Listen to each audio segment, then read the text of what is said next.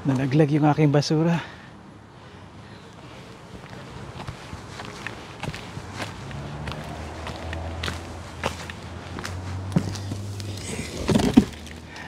Bang pinaggagawa ngayon ni Mr. Ontario Man? Kamusta kayong lahat dyan? Ano na itong pakulo na to? Kakaiba to sa buhay Canada na mga sinusubaybayan ko ibang vlogs. Maybe nang nasa isip ninyo, kamusta kayong lahat? May nangyari ngayong umaga.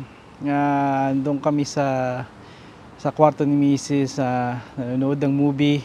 Nang bigla nakatanggap ako ng text sa aming kapitbahay. Sa likuran nyo lang ng tripod na to sa kabila. Tinext niya sa akin na isang picture itong sa kabilang bubong namin. At seems like parang sanga, mga ganito, naputol, nakatindig, bumagsak mula sa puno, bumagsak sa bubungan namin dito sa side, sa shingles. Well, it turns out, sabi ko sa kanya, ano yan? Sabi ko, mukhang puno. Maybe papakita ko sa inyo yung text din. Well, it turns out na yung aming mga kaibigan dito na raccoon ay tinutuklap itong shingles kasi ngayon tag-init. Ewan ko natatandaan nyo yung mga huling video ko tungkol sa bubong, na ang bubong dito very brittle kapag malamig yung winter, kaya hindi ideal starting fall pag nag-dip down yung temperature, lalo na kapag freezing temperature na weather na yung todo lamig. Para siyang brittle, paano ba sa atin, parang pinipig, crispy, parang lechon na bakit nauwi tayo sa pagkain, ha? Parang balat ng lechon na bagong luto na pinahiran ng pampalutong. Ganun yun, kaya pag nilip niyo maaaring mag-crack kasi hindi ideal. Pero ngayong tag-init na, alam nyo, pag tag-init, ganitong warm na yung weather, especially 20 and up, especially 30, humuhulma siya. Yung araw, hinuhulma siya sa paligid ng lalo siyang dumidikit at naging isang malaking buo siya dito sa bahay. Kaya maganda siya sa pag-ulan, basta tama yung layering. Kaya maganda. At to the point na nakakapaso sa kamay. Alam niyo yung mga shingles dito, yung may mga roof, yung mga nag-fix ng roof o nag-install ng roof, hindi biro ang trabaho nila. Madalas hubad sila, naka-shorts lang, kumari nga hubo dahil napakainit yung todo init, yung time na nagpapagawa ang mga tao ng bahay o nagpapapalit ng roof, nagpapafix ng roof, ng shingles nila. At yun ang ideal kasi nahuhubog mo yung shingles. I hope nakikita ninyo. I don't wanna walk too much kasi daming tao nakakalat ngayon. Probably they checking kung anong ginagawa ko dito. Pero yung mga luma akong kapitbahay, they know what's happening na. I've been very active sa pagpo-post online. Kaya bakit ako may dala nito? Well, papakita ko sa inyo, hawak ko yung camera. Papakita ko sa inyo kung bakit ito ginagawang hangout ito ng mga raccoon. Kasi simula nung nagpaayos kami ng bakod, may bakod na dito pero yung pinaganda yung bakod, ididikit sa dingding, nagkaroon ng bridge, nagkaroon ng oportunidad ng tulay ang mga iba't ibang uri, lalo na yung mga raccoon. Raccoon kasi ang pinakang malaking problema dito pag pinabayaan nyo ang bahay ninyo. Talagang papasok yung sa loob ng bahay ninyo. And ang bawat bahay nga pala dito may attic kung saan ginagawang storage ng mga homeowners. Kalamihan, minsan ginagawa nila kapag malaki yung attic, ginagawa nilang isang malaking room din. Could be an office, could be a spare room, guest room, most likely mga pamilya room din. Yung office or music room o whatever na maisip nilang angkop sa kanila. Pero dito sa aming attic ay maliit lang. Well, hindi maliit siya, hindi rin malaki. And it's not, ito yung mga old na ginagawa nila ay imbakan ng mga kung ano man, old shoes, mga hindi madaling yung gamitin. hindi niya madalas gamitin. O minsan it's just simply plain empty ang loob, pero may access siya sa bulakisa, may napupull down siya na parang door, ceiling door na nagiging it gently collapse, become a ladder, step ladder papunta sa kisame, sa bubungan. At yung access na yun gusto makuha ng mga raccoon. Okay, itong gagawin ko ngayon, kaya nakita niyo ako dustpan para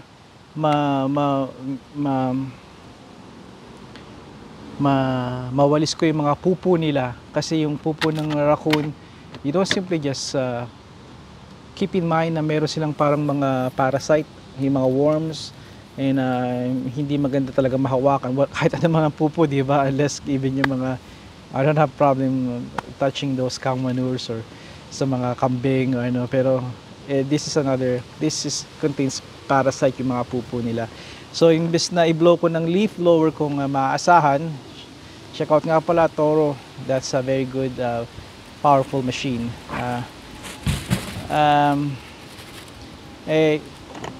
Kasi pag binlow nyo mapupunta sa kotse, nakapark, or sa lawn kung saan nagga-garden ako at nagre-recycle, nag-compose ng mga nakakalat pa yung aming mga damo. Sinasadya ko yun para pagkain ng mga uod during the winter. Ilalagay ko straight dito. Hindi ko na, I don't know how, kung makikita ninyo. Maybe I'll set it up here, makikita ninyo. Tapos the rest, I'll just simply use this blower para ma-blow ko yung mga galing dito sa aming maple tree na mga some sort of kinakain ng squirrel yun eh. I'll show it that to you some other video, maybe later kung karoon ako ng chance. Kaya ilang ba? Lakay? No, hindi.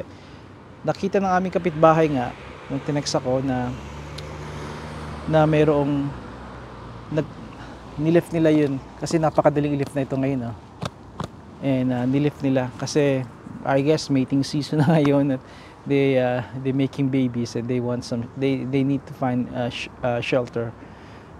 Actually shelters, kasi lagi silang kapag meron silang bahay, lagi silang may backup. Meron silang ibang lungga pa rin, another house, shed, garahe, or even sa puno na pupuntahan nila just in case na palayasin sila doon o magkaroon ng problema, other predator or tayong mga tao, itaboy sila. Yun ang instinct ng mga raccoon, and it's actually a great instinct. It's a great thing to have, di ba? Meron silang okay, hindi na ako magpapalawig pa at I will fix that nga pala. It's a I don't know nasaan yung aking, I have this alright, sandali lang.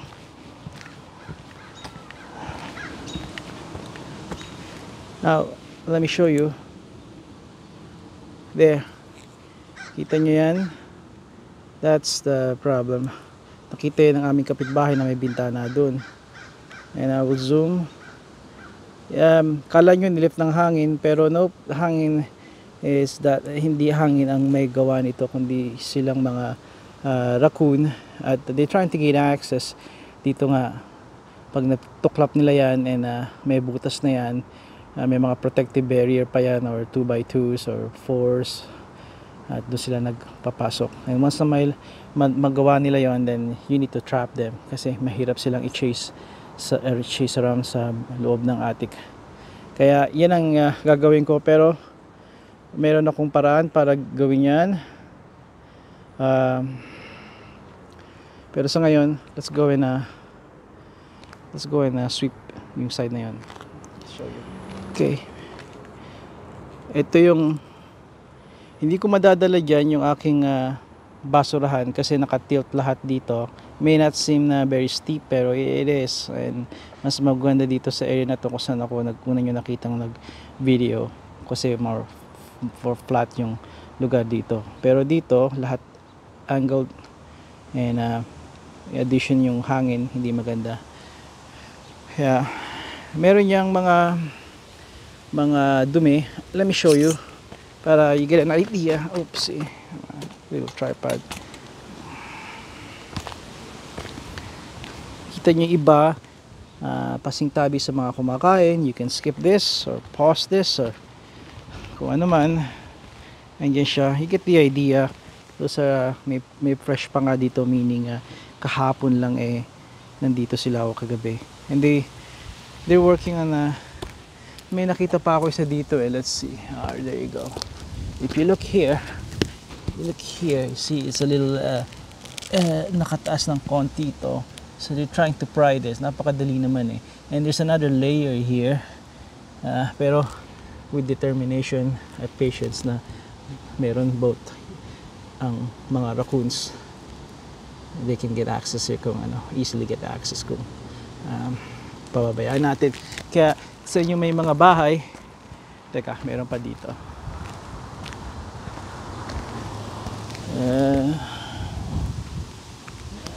This is they're working. Yeah, okay. Nagwo-work sila dito. Kung ano yung madali sa kanila. Kaya kung sa inyo, kung nagbabahay kayo, okay. Alright. Yun. Kaya let me start. See, I'm gonna show you kung ano yung ibig kong sabihin. If I put it here, it's gonna be angled. Lahat yan. And so ilalagay ko siya dito. At there you go. And kukunin ko lang ay yung mga may pupo.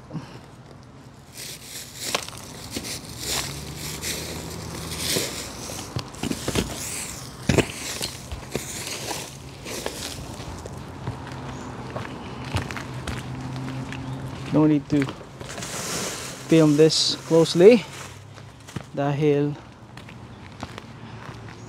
madali siyang mag-accumulate yung dumi nila. And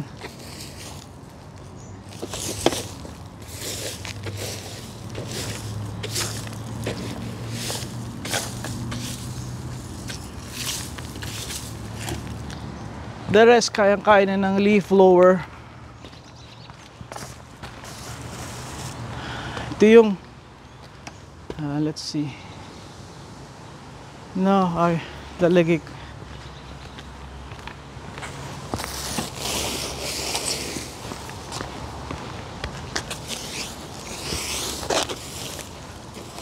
kapag alam ng mga critters dito or raccoons na hindi nyo nililinis, hindi nyo binibisita mga lugar ninyo, and they'll take advantage of it. Alam nila na hindi nagagawang ng homeowner o ng caretaker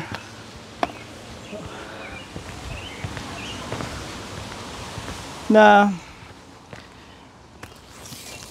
linisin ito. So nga, they will take advantage. Wala naman nakatira, di ba? Hindi ko to pinapabayaan. Pero dahil ang bilis ng mga nangyayari ngayong spring and you got other things to do, ma-neglect mo lang to ng ilang linggo, how quickly all these mess accumulates. And tinitake advantage nga nila. Wala naman nakatira wala akong nakikita. Kung magiging homeowner kayo or doon sa mga doon na lang sa mga maging homeowner someday, ito yung mga titingnan ninyo. Now I understand may ibang lugar wala talagang maraming ganito. Well, dahil sa environment din yun, tulad ng look at us, ang dami naming paligid na puno, and that tells you something. Hindi lang ikaw nakatira dito sa neighborhood na to or sa bahay nyo.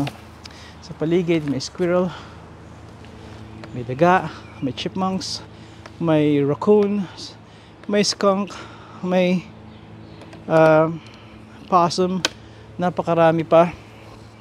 Kaya kailangan maging active kayo noon. It helps also to know some guy that deals with it, yung company, pest control. Importante yun kasi may mga limit na hangganan ng kakayanan natin. Kung sakali man na may pumasok na raccoon sa loob ng bahay nyo, best thing to do is call the professional. When you call the professional, then hindi na kayo mamumroblema pa kasi in 1 or 2 days, the next night, makukuha na niya yung raccoon sa loob. And they simply attach, they leave the hole, they put trap, and matatrap nila yon. Tapos saka nila i-close yung raccoon, yung i-close nila yung kung anong sinira nila, whether it's shingles, a screen, eavesdrop, gutter, kung ano man. They will take care of that. Kaya it's good to have or know someone, company, or it will be great kung personally marunong kayo dito. I can deal with this, pero may hangganan din ang aking kakayanan. Kung pumasok ang raccoon dito, I have other things like traps para matrap sila, pero yung ganun case to case, ang yung base na yun case to case ang titingnan niyo. Kung you don't simply just go out there and take the raccoon, capture the raccoon. Maraming mga scenario magpe-play out, i-consider ninyo bago nyo isipin yun. Alright, okay, ilalagay ko kayo sa may spot where you can see me blow off all these these. Ito yon. And teka, baba ko yung dustpan ko. Let me see para matapos na to. Last year binanggit ko ito. Focus. Now, ito yung makikita nyo nagkalat dito. Let's see. Kita nyo yan. Iba tuyo na. Iba they're decaying or decomposing. Iba naman fresh katulad ito. Not so fresh. Maybe this is a day old. Pero ito ang madalas na makita ninyo kainin ng mga squirrels sa bubong sa mga maple trees. This is kapag tinanggal nyo yon, well, bata pa to sa loob nito may parang hindi maganda to, pero you see this, para siyang mani, may camera sucks yung pag focus niya, but trust me, meron siyang mani type at ito yung kinakain nila. Okay, I think it's rich in fat and protein. Don't know, let's see. At ito rin nalalaglag, not only na nilalaglag nila yan pagkakain, also kusa siyang nalalaglag. Okay, anong oras na ba?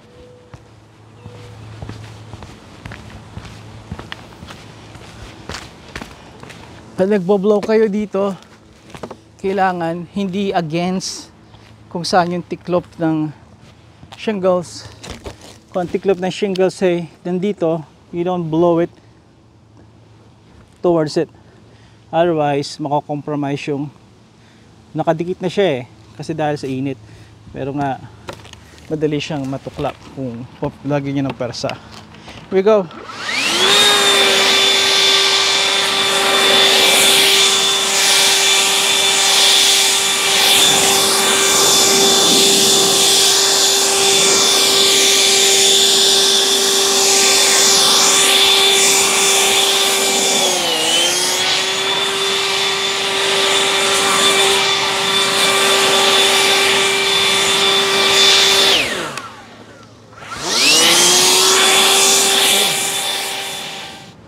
Hold ko yung tripod, otherwise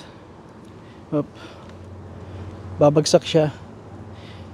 So nakikita ninyo dito sila madalas, itong gutter na to, ito kasi I forgot kung ano yung pangalan nito.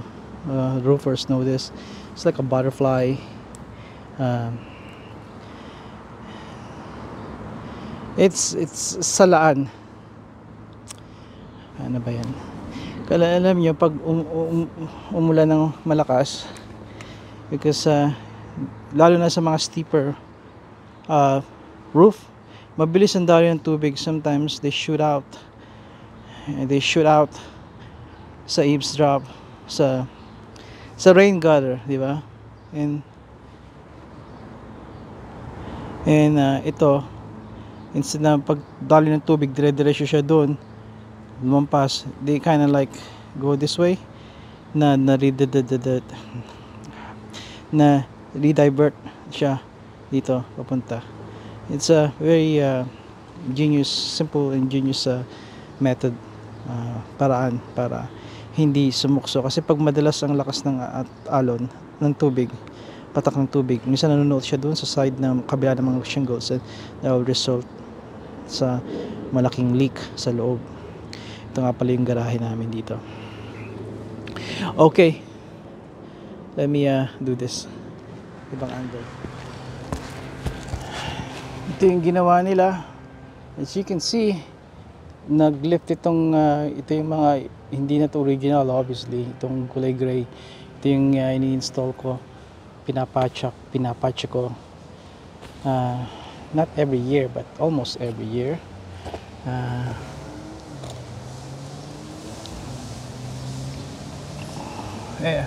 It's supposed to have a sheeting there. May sheet ito for added protection, just in case matanggal ang shingles. So you have this little sheet na magpe-prevent ng dumaan ng mga ulan, tubig. I don't know why it's missing, pero hindi ko concern masyado yun.